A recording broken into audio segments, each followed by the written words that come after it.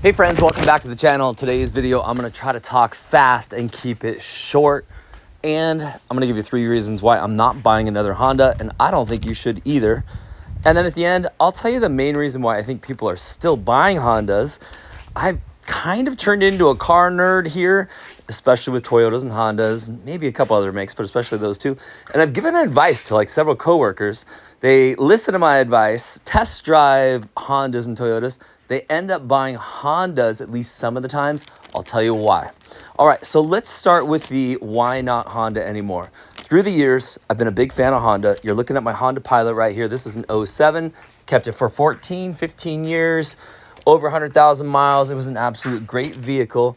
And then the timing belt broke. Maybe the timing tensioner that works with the belt, but regardless, what it did is it threw off the timing. This is an interference engine and therefore ruined the engine and cost $5,000 to fix, or you put a new engine in. So number one is that Honda on their 6-cylinder, on their V6s, 6-cylinder engines, still uses timing belts and interference engines. Absolutely ridiculous. Now on the smaller engines, the 4-cylinders, they're using timing chains. Good for you. Thank you, Honda. However, the problem there is the CVTs, like I'm gonna call it a transmission, but the CVT transmissions are weak, very weak, at least compared to Toyota. Yes, you'll get 100,000 miles. Are you gonna get 200,000 from that Honda CVT? No, probably not. Second reason, how many people do you know with an Odyssey or maybe a Pilot, especially the Odyssey, had transmission problems over the last 15 years? Yep. Even when Honda said, hey, we think we fixed some of these things, I still have more and more people, 120,000 miles on their 10-year-old Odyssey, and it needs a new transmission. Okay, third reason why you should not buy a Honda. Some of their parts are what I'm gonna call delicate. Let's talk about the transmission, power steering, and even the coolant system. You have to use their fluids on all three of those. If you go into an auto parts store and they tell you, oh, it's the same thing, you know, it says it's equivalent of, do not do it. Do not do it. It'll work just fine for 30,000 miles, and then you'll run into problems with that. So if you buy a Honda, you have to absolutely make sure power steering fluid, transmission fluid, and the coolant are all Honda products. Go to the dealership. I'll actually put a link to those down in the description here, but really go to the dealership. It's not that much more expensive. So those are the reasons why I do not think you should buy a Honda anymore, at least why I'm not. I'm doing Toyota for sure, no question about it. Now, here is the reason why I think a lot of people are still buying Hondas. Again, even some of my friends, and I tell them, hey, go get a Toyota. They drive the Highlander and maybe another Toyota too, and they go, I just don't like the style.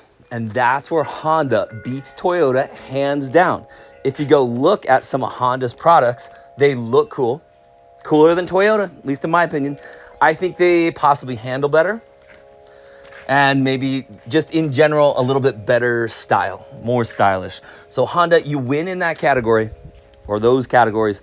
However, everything else, Toyota, Toyota, Toyota. And one final, the nail in the coffin of why people are going over to Honda is the price. So Toyota, boy, these Highlanders and some of these are really getting expensive, and you can get into that Pilot for significantly less. But again, my opinion is go get the Highlander, change out the fluids and do the maintenance, and you're gonna get 250,000 miles out of that without question. And if you get a Honda, if you go get that Honda Pilot or similar Honda, you're gonna get 100,000 miles for sure. And if you do all the maintenance just like you're supposed to, you're gonna get 150, but that's it. And that's when you're gonna run into issues.